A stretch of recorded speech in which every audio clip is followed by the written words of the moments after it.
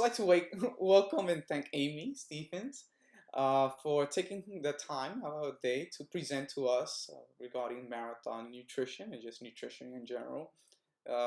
She's definitely an expert in her field, someone we've uh, followed via Instagram, and then I guess did our research on her by asking friends that we knew who knew her to see who she was, and we're very proud and honored to have her dedicate this time to us. Uh, Thank you so much, Amy. Go for it. Great. Well, thanks so much for having me.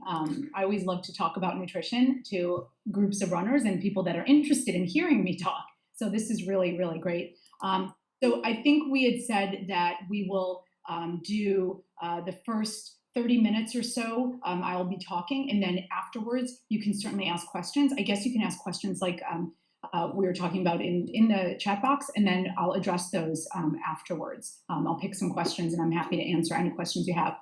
And I might go to change my screen to let people in. So I might have to do that at some point because I hear people beeping in. So sorry if that's disruptive. So I'm going to talk today about marathon nutrition. I'm going to go over a lot of information, and I have slides with everything written down on them, and you can always follow up with me with questions. And I'm happy to answer those even after this discussion. So the purpose of this is to kind of get you fueled for a marathon during, after. I'm also going to go over what I do in a nutrition session. Like, what does a nutritionist do? Some of you may have met with nutritionists in the past, some have not. So I kind of go over what my profession does. What to eat before workout, what to eat after, hydration, fueling on race day. So these are the most common things, and this is like basic nutrition. But I realize even after talking with Medina initially, it's, you guys have other questions like related to inflammation or maybe related to vegetarian or vegan diet. So we can talk about those afterwards. And I'll try and weave those in as well during the talk if I can, if it comes up. So a nutrition session. So what I do, I meet with people a lot of times, and I go over using the latest nutrition strategies and the latest research on what works the best to improve performance. That's really the key. Diet is individualized. So that's something I often emphasize to anyone who's looking to change their eating or to exercise and use diet to help them. It's individualized. So what your friend might be doing might not be the most effective strategy for you. So it doesn't mean there's something wrong with you. It just means like maybe your body's a little bit different. So it's a very individualized kind of thing. And I think people get so frustrated because there's all these different types of diet plans and different types of eating plans. And some people do well and some don't. So it's not you, it's just that there's so many different things. And it also depends on like body composition, your workout intensity, and food preferences. Sessions are like, they would include a dietary assessment and going over what your body needs. So carbs, fat, proteins, which are also known as the macros. Everyone has different varying amounts of what is important and what fuels their body, and comparing that with the current intake that they are eating. So that's kind of what a nutrition session is. And the reason I brought that up is Medina asked what I do, because they don't know. And a lot of my athletes, even at the top level, have never met with a dietitian. So I always kind of start a talk like that just because I think that's important. So how does your body work? And what type of nutrients does your body need when you are running? So carbohydrates, I always start with this because even at the high levels, a lot of the athletes don't even understand what types of fuel their body needs. So carbohydrates is your main source of energy. Keto diet, Atkins diets. There's so many different trendy diets that cut out carbohydrates.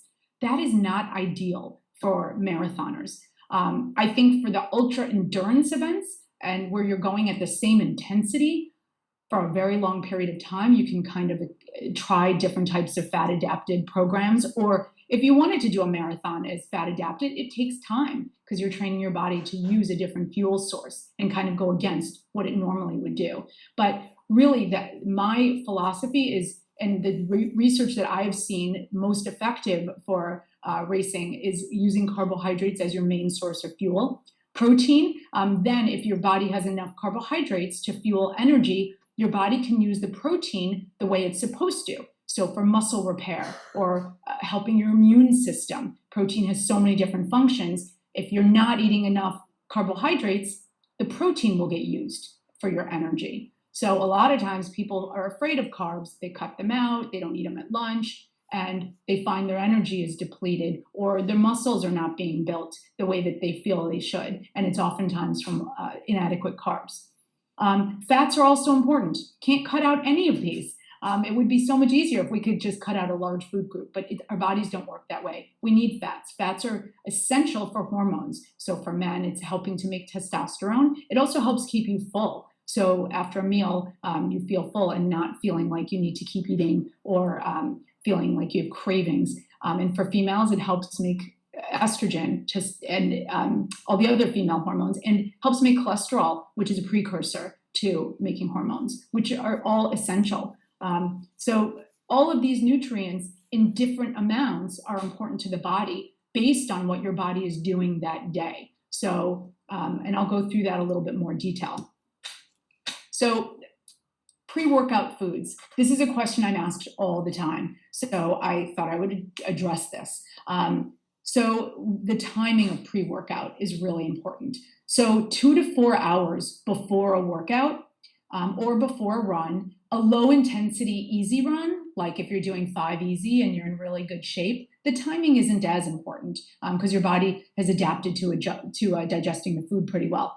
But 2 to 4 hours before, this will prevent a stomach ache. And if you're taking the time and carving it out to do your workout, you do not want a stomach ache. So 2 to 4 hours, it's a meal of chicken, rice, turkey, a wrap, fruit, something very basic like that. So low fat, healthy variety of foods. You could do a salad if you wanted some vegetables, but maybe not too much if you're doing a really tough workout. So workouts oftentimes will be early in the morning or after work. So after work is where this plays a little bit more of a role because your workout can be at like 6 or 7 at night after a full day of work. And a lot of times people say, well, what should I eat? I'm starving. It's like 4 o'clock. I can't just go to do a track workout. So have a good sized snack in the afternoon, like late afternoon. So 2 hours before, protein and carbohydrates is great. So having like something like a yogurt, a turkey sandwich, peanut butter, banana, honey is like my favorite go-to for the post-work food, like a half a sandwich. If you don't need that much food and you're planning on a dinner later, do something smaller version of that. But that type of food is going to get digested and have that energy available for you when you do your workout and not give you a stomach ache.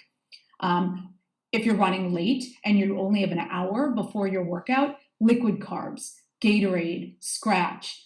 You could even do a gel at that time if you wanted to. That's kind of early for a gel. I would do a gel closer to the start. So if you're running and you're really busy, you didn't have time to eat, then something like a gel would be really fine, or like a goo, or even like the gummies are good, 15 to 30 minutes before your workout, just to give you enough energy to get through the workout and then eat a proper dinner when you're finished. So recovery foods, this is another really important part of training. So you're taking all the time to go through a training block for a marathon, which could be around 16 weeks. And the whole purpose of the 16-week cycle is to allow your body time to adapt to the training. So you don't just jump into like an 18-mile run.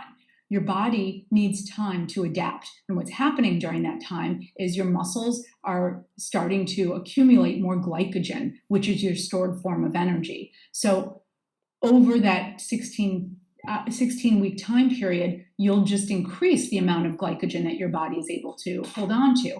And you'll increase it to a greater extent if you recover with the best foods. So replenish nutrients used during a workout. So workouts deplete your energy and recovery foods replete it, like add it back in and save more for the next time.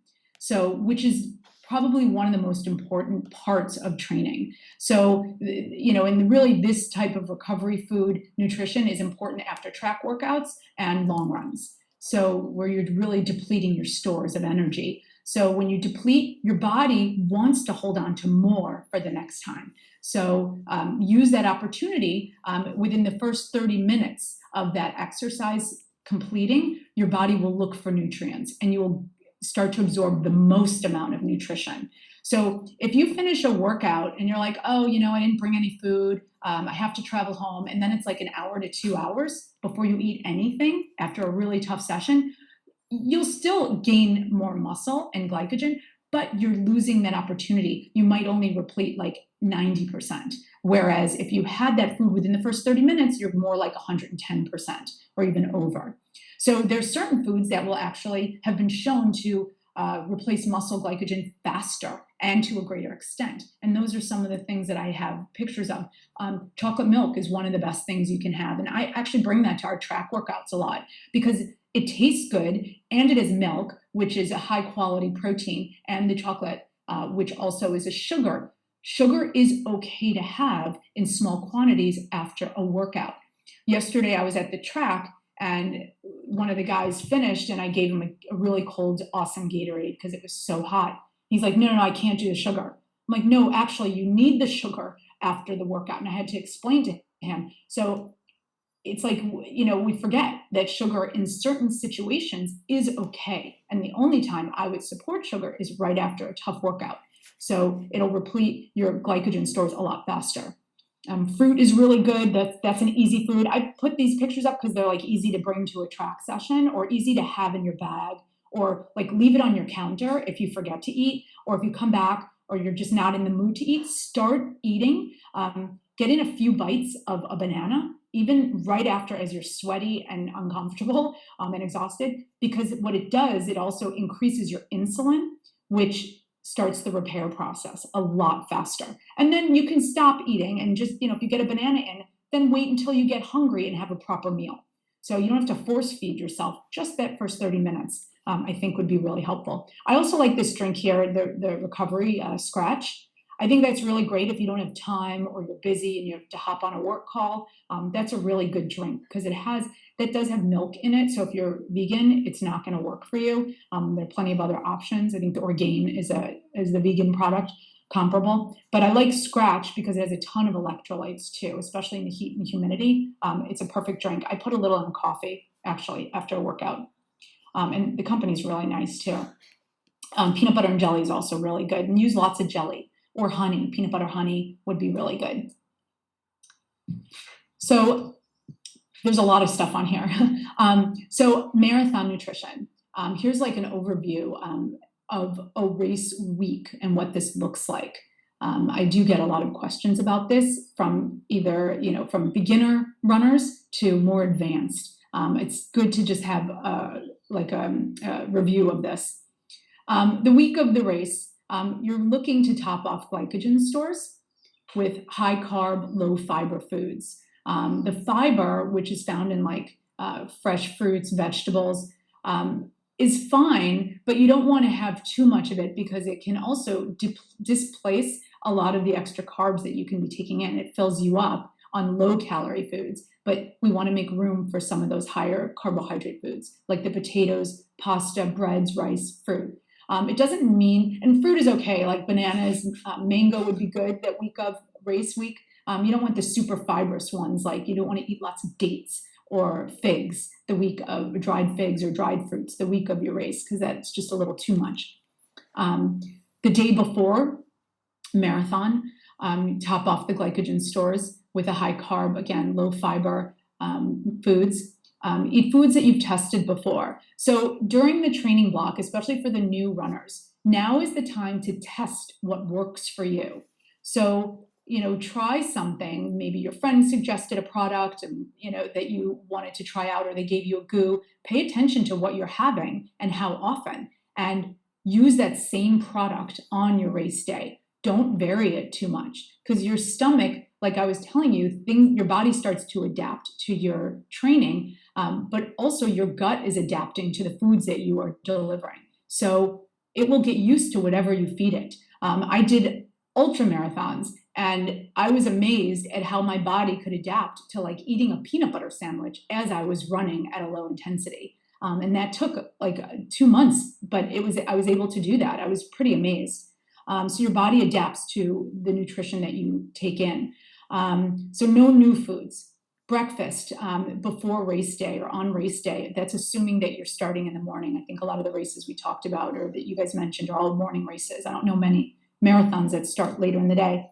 High carb breakfast. And that's again like 3 to 4 hours before you start.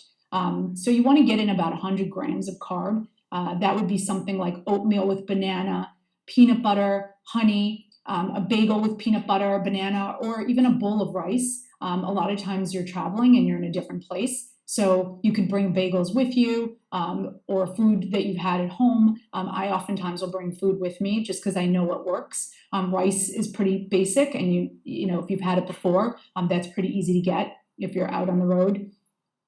But the key here is that it's really like 3 to 4 hours before you start. Your body takes that long to digest food. So when that food is digested, you're kind of at the start line and you have the most energy available. And then you may want to top it off like with a little bit of a goo before you start. And again, this is a tested process. You're doing this before a long run or maybe different types of runs. You're testing out how your body handles these types of foods. So, you know, the timing is key because then, like I said, your body has that energy available when you start to run and when you need it. And then during the race, your body's using up some of that glycogen. So your body's powered by the glycogen in your liver and mostly in your muscles. So your liver can hold on to about 100 grams of glycogen, maybe 180. Your muscles will start out like a sedentary person who does not exercise, probably has around like 70, 80, maybe 100 grams of glycogen in their muscles. But a well-trained athlete before race day, you can have up to 300 or 400 grams of carbohydrates stored. So that's awesome. That's going to prevent your bonking, and that's going to keep you running at a higher intensity. But during that race, that's not enough to fuel you for an entire race. So you do need supplemental carbohydrate. So before the race, you, like I said, you could take a goo 15 minutes before. Some people do that and some do not. You have to see what works. This energy will become available when you start running. During the race, 30 to 60 grams of carbohydrate from gels and Gatorade. So, or like a liquid, the Martin, I think those are like 20, 25 grams per pack. Another patient was having, I forget what it was. It was, I think, Cliff, and they had like, I think it was like 25 grams of carb. But you didn't need to take water with it. It was awesome. It's just bigger though. So that one, you know, she would do like 2 an hour. What I thought was really interesting, Kipchoge, when he did the 2-hour marathon, he was having 100 grams of carb an hour, which is a lot, but it's kind of like driving a car up a hill.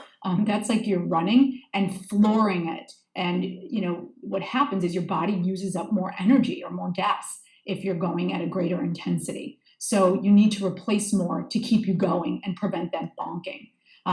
Hydration is also important. So that's a tough one because everyone has a different sweat rate and has a different amount of water that they need. So this is a big range, 3 to 7 ounces of water every 15 minutes. The cups at the water stations are around 1 to 2 ounces. So that just gives you a sense. Maybe every other water station would be reasonable. If a lot of times the marathons will adjust. If it's really hot and humid, they may put more water in. So you have to see how your body reacts in those situations with the hydration. And electrolytes, a lot of times the goos or the gels have electrolytes, so you don't need to take any supplemental. Here's more information on fueling during a marathon. I have a picture of a banana because people do, like in the New York City Marathon, they give out bananas. I had one once and I had the worst stomach ache because I didn't practice that. I think my body did not know what to do with it. So don't do that.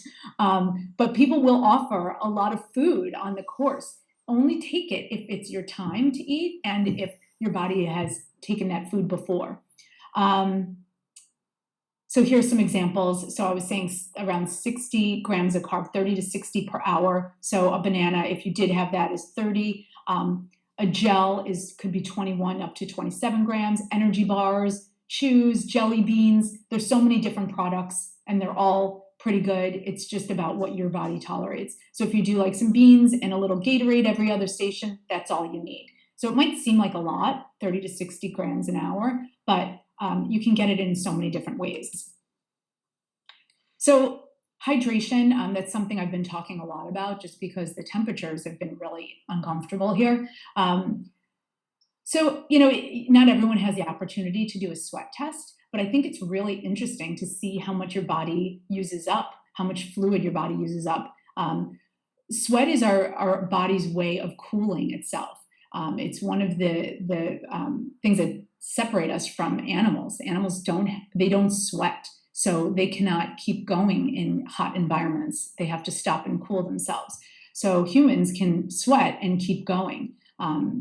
But if you get, as you exercise, your body releases heat and water. So the heat gets cooled off by the sweat. As your body sweats on the surface of your skin, the evaporation cools your body, which is awesome. Humidity really decreases that mechanism. So your body starts sweating more, and that's how you end up using up a lot more fluid without cooling yourself, and you end up really hot on humid days, even if the temperature isn't too hot. A sweat test, so the way that would work, I did that yesterday for my track team. You measure your weight before you work out, and then you do your workout session, which is usually around an hour. I would do a workout that's around an hour long, and then you weigh yourself after. So you try and towel off any sweat. If your clothes are damp, you need to take those off and weigh yourself without any sweat on you.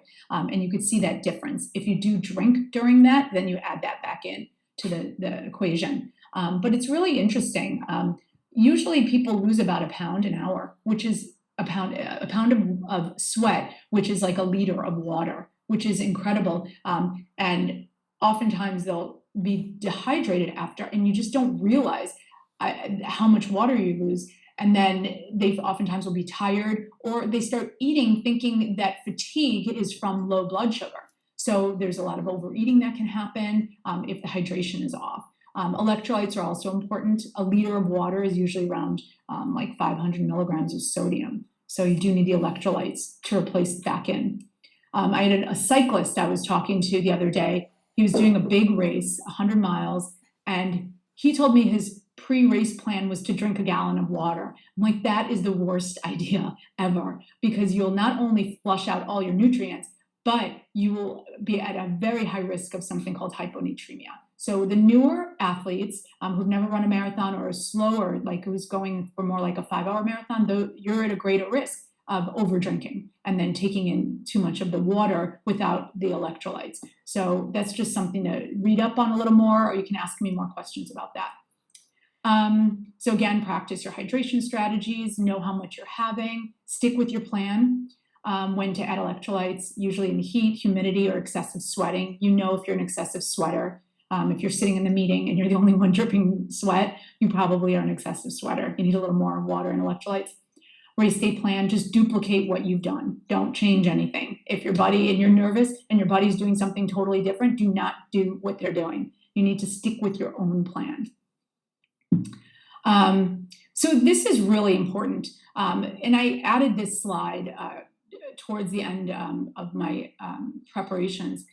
So sleep is so critical because adequate rest helps your body adapt to the training. So training is stress. It is tremendous stress on your body. And that's how your body gets stronger. You stress your body and then you allow it to recover and it gets stronger. But if your sleep is off, meaning you're not going to bed on time, or you're going to bed too late, or maybe you're drinking and it's disrupting your sleep, you're going out, or for whatever reason, stress, if you're not getting adequate rest, your body does not have adequate time to heal, and you're kind of in the hole, like meaning your stress hormones start to be elevated, cortisol, and it prevents your body from absorbing the workouts, and the glycogen does not start to increase. You're actually using up more energy because you're like in a chronic state of stress. So sleep is the only way for your body to reset. It also helps your body digest foods because those hormone levels start to go a little bit more in line, and you need good hormone levels for your body to absorb foods as well. Also, sleep improves your mood. So if you're finding that, we're getting farther along in your training, you're feeling really cranky, it could be that you're not getting enough sleep, and you're working out too hard. So sleep can allow your body to have really intense workouts and continue the adaptations. And like I said, it resets the hormones for the following week or for the following training training session. And there was one really good quote that I use. I'm going to try and recall it. If sleep didn't have a vital function, it would have been evolution's biggest mistake. So sleep is really critical, especially for an athlete or someone training for a marathon. So those are the slides that I've prepared. And then, I'm happy to take questions if you guys have put questions in the chat box. So I'm going to change my screen right now. And I'll allow the people in as well. I can find that. Okay. There we go. Okay. So let's see. Medina, are you there? Yes, I am here. So does anyone have any question? Oh, my mic is off. Okay. My mic was off. Yes. Oh, okay, great. Yeah.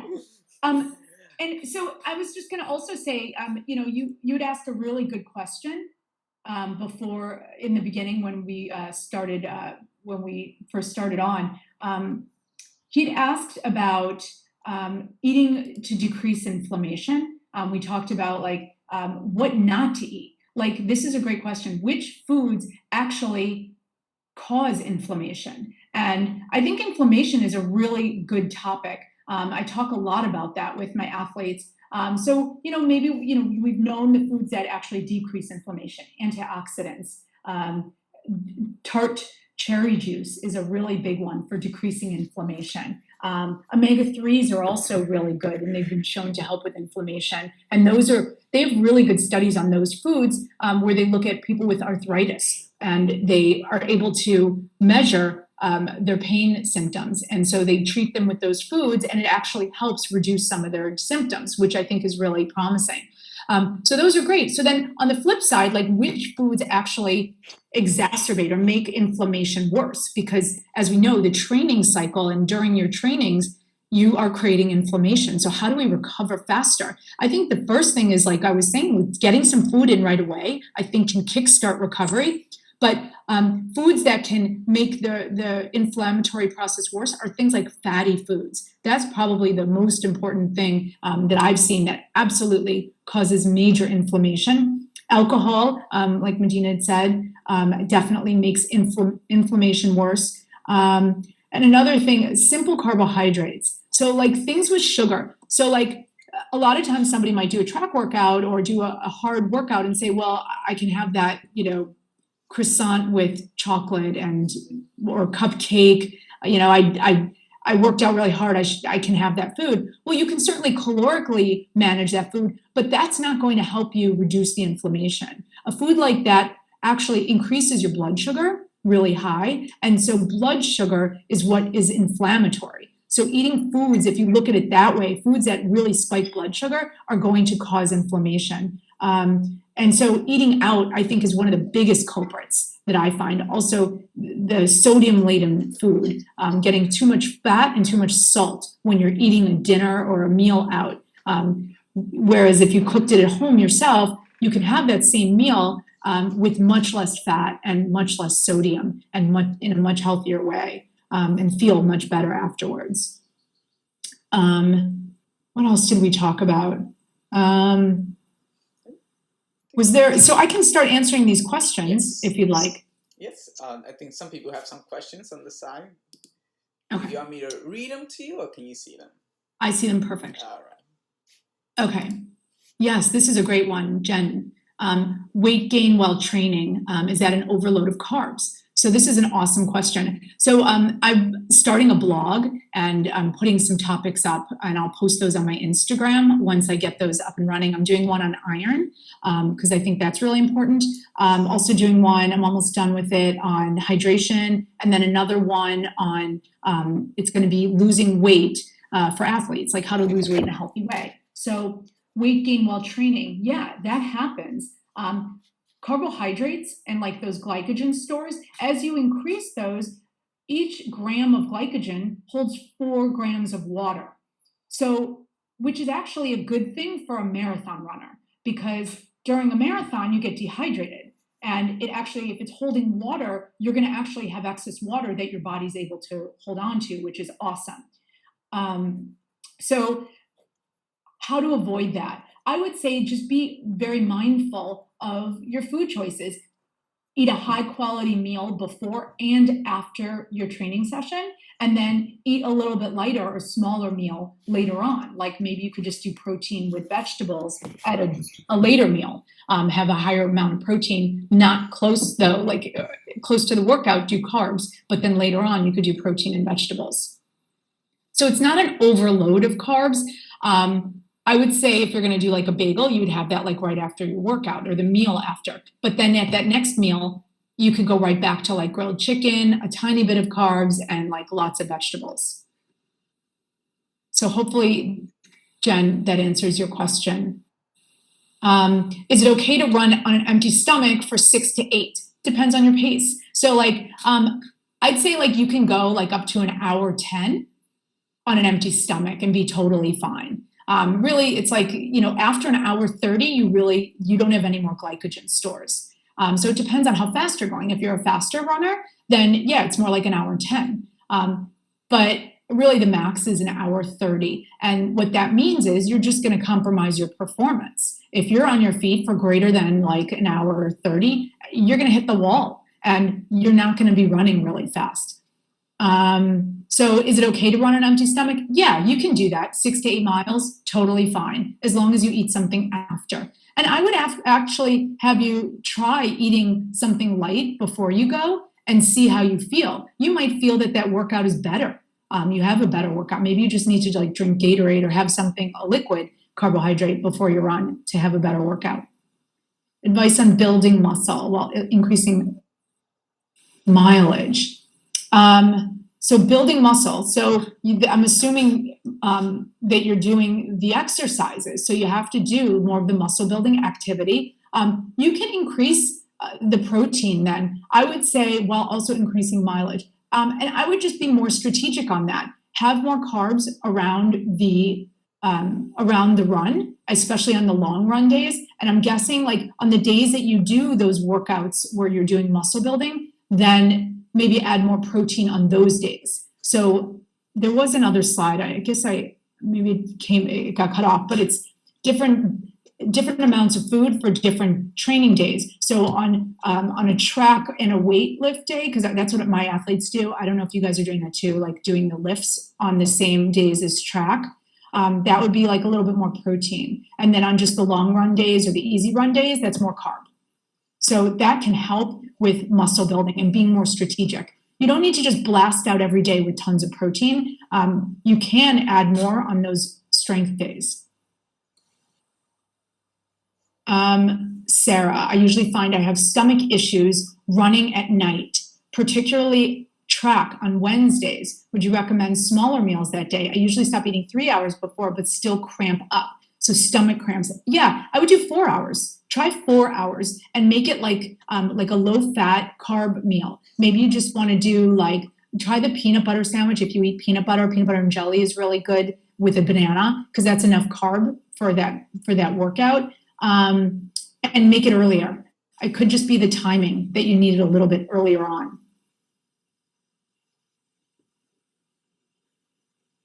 And right, right, you said at night. Yeah, and I would just focus on the time on that. And then if you feel like you're a little empty, Sarah, before that workout, like you feel like you are a little hungry, then have a goo. Those are really easily digestible. And have plenty of water. A lot of times people don't have enough water, and that can cause cramping as well. Another thing that I have a patient who was having like the side stitch all the time and cramping all the time. So we had him like work into his workouts a little bit more gradually, like maybe do 1 lap on the track at like a fast walk. So allow your body and your muscles to start adapting to the exercise. So it's not like you're all of a sudden just starting to do your warm-up run.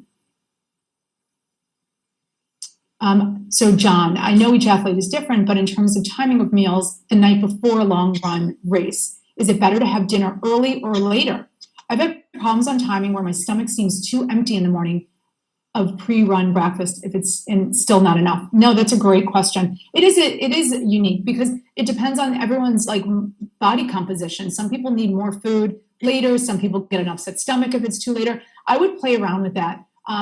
I do have some athletes, if they have an upset stomach in the morning, I just tell them to have a great big dinner the night before and then eat very light before the run in the morning. But I think for a marathon, I would really encourage the bigger breakfast. Some of the elites will set their alarm at like 3 a.m., eat a ton of oatmeal and go back to bed.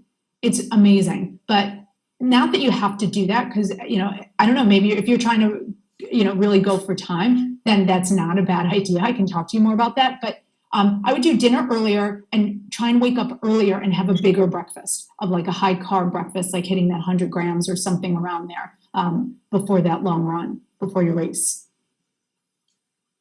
Anne, lately my stomach has been very sensitive. I'm a slower runner. I've been doing better on an empty stomach, but I'm concerned about the long run. Yeah, so a lot of times the stomach issues are, running, you are jostling your stomach. You are literally shaking the contents of your stomach. So it needs to be somewhat emptied when you go for your runs. And you can also be nervous if you're a newer runner. So eat earlier and eat very bland foods, rice, oatmeal, don't do dairy. I would skip the dairy and just do like oatmeal with water with maybe like a scrambled egg on the side, like something that you try out that's very bland. And then trying your fueling options during the run. If you're slower, yeah, you need to be eating a lot during your runs because you're going out for a longer period. So your body will slowly adapt to taking in food while you're running. Another thing I find is that people don't drink enough, and that can cause a lot of stomach issues. So when you take a goo, you have a sip of water with it, or 2 sips of water. You can try that as well. Are there any supplements that are key for runner? Iron, protein, anything for joints? So this is a great question. I've been talking to athletes, pro, amateurs, all different types of athletes that get their iron tested. This is why I wrote a blog about it. Iron levels are really important, especially for you guys that are running longer. So iron in your blood sends oxygen to your body, and oxygen is critical for creating energy. So if your iron levels are low, then you're not getting enough oxygen in your cells and your body is going a little bit more anaerobic. It's like a little bit more stress on your body. So the way to test your iron is to get a blood test. And the blood tests are pretty simple, but the doctors don't necessarily know what to test. You need a ferritin level. That's really important. And then there's a couple other parameters. It's not just the hemoglobin hematocrit. Ferritin is key. I recently had my ferritin tested because I was feeling really dizzy. So some of the symptoms of low iron are like dizziness, especially at the end of a workout, low energy, irritability, just feeling general fatigue. So it's so easy to test. And then I got the results back and my doctor said, we added the ferritin because I told him to. He was just going to do the hemoglobin, which does not tell us what our iron levels are for an athlete. And so I got the levels back and he said, oh, you're great. You're within the range. The range is like 9 to 200 and mine was 20. But according to the most current research on iron deficiency in athletes, below 35 is deficiency and it affects performance. So, the labs don't really match up with what we're trying to do for performance, especially if you're trying to go for like a really good time. And when you use your VO2 max, I'm guessing you guys know what that is at this level. So your VO2 max is how much oxygen your body can carry, and that's what you're trying to increase when you do your track workouts. If your iron is low, that number is not going to go up. So you have to correct that iron. So the doctors don't even know how to measure that. So you want a higher number. 35, I think, is a really good number to target. I don't know if anyone's had that done recently or is interested in that. I could talk to you more about it. But even, if you ever go to altitude drops it. If you go on vacation and you run on vacation at a high altitude, it'll drop that number. And it affects your performance. So you're trying to run well and you don't even have enough in your chemistry. So in terms of iron supplements, I would only take it if you need it. So I would see what your numbers are and then you would assess if you need it. Vegetarians, vegans, women with fibroids, heavy periods, those are groups that need a little bit more, and that would probably be at a higher risk. Men don't generally go low, but runners can. Depends how many miles you're doing. Did I answer that question? Protein. You don't need protein. I would rather you get it from food. The food has a lot more nutrition. If you find that you're rushing from place to place or in the middle of the day, you can only do a protein supplement or a protein bar with like a fruit or another food, a carbohydrate, then do that. I don't really require or suggest protein supplements, only if it's needed. Joints, I think getting antioxidants from foods, I think is probably the best thing for your joints. There's nothing that you can take that has been shown to help with joints. And I don't like people taking more supplements than are necessary. I think a lot of them don't necessarily have what's in it that they say, and it could be dangerous. But if you find there's something you're taking and it's helping you, great. Post-workout foods. How important is the ratio of protein to carb for post-workout foods? Very important. So I think it's 4-to-1, 4 grams of carbohydrate to 1 gram of protein, if I'm not mistaken, is the exact ratio. So if you're doing like 40 grams of carbohydrate, you'd want like 4 grams of protein. I think that's what the exact, those numbers are. But that just kind of gives you a sense of how much to have. I usually just give food examples and say, without giving those exact numbers. So like the chocolate milk meets that ratio. It's perfect. A Cliff Bar is pretty good. It doesn't have enough protein. It's pretty good though. How picky or precise? Right. You don't need to be so precise with nutrition. I think it's more about the timing is probably the most important thing. And then getting in some type of protein right after your workout. You don't have to count the grams. You don't have to like eat tuna or something like that to get in extra grams of protein after a workout. Just make sure you're having some type of protein. If maybe nuts and an apple, something really simple. Doesn't have to be so precise. I'm actually the opposite. I think you should enjoy your food and focus on your runs and keep eating and eat high quality foods. I think it's really hard to just do that. So you don't have to add in the numbers to make it more complicated. Did I answer that question, Coach? Yes, thank you. Just one last question, I guess, as we end is, how do you get started with a nutritionist?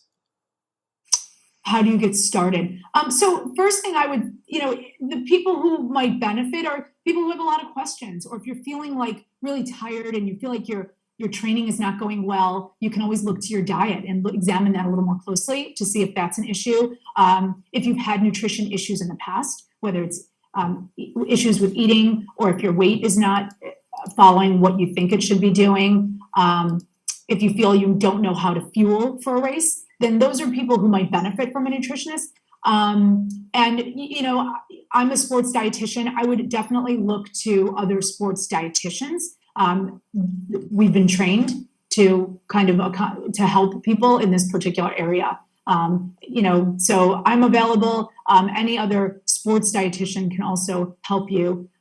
It's what we specialize in. This is a good one. I can answer this one. My office, I'm in the West Village, but I also do online. So I'm happy to talk online as well. Of note, the joints, right. So this is a new thing, cartilage. And, it's again, Jin's question is, on the note of joints, is consuming cartilage or gelatin truly effective, or is it more of an old wives' tale? That's a tough one. That supplement was available that everyone was taking, and I can't remember the name off the top of my head. They sent me a ton of samples. But then I read that it made people like grow like these really strange growths on their body. So I was not a fan of it, and I did not want my athletes taking that on a regular basis. So I think those types of supplements are fine if you feel like it's really necessary and if it's helping you. I don't think you have to take it. I don't think it's an old wives' tale. I think there's some good data, but there's also some scary stuff because we just don't know what's in those containers. The gelatin, yeah, I think the gelatin can be really good. I mean, the studies have been good. I'm not really giving you a good answer on that one because I'm still on the fence with it as well. I had my athletes taking it, and then I was like a little bit scared, and I backed off of it a little bit. So I think that's, you know, I think I covered everything on the questions. And Coach, I don't know if there's anything else you wanted to add or anything else you wanted to say. No, I just want to say thank you so much. Thank you so much for your time. What we'll do is we'll share your information, of course, with everyone so that they can follow up if they want more expert or individualized guidance or if they have any further question. And so we'll try to make that connection because I know there are various athletes that we have that are interested in following up. Great, happy to. Happy to. I also do my Instagram and I try and post things related to runners. I just posted something on the sweat test today, which is, I try and have it light and fun and informative. Well, again, thank you so much for your time, and we hope to see you. Sounds great. Well, good luck with your trainings. Maybe I'll come down and train with you guys for a night. That's right. That would be wonderful. Thank you, everyone, also for joining us. Nice to meet everyone. Thank you so much. Appreciate it. You're welcome. Thank you, everybody.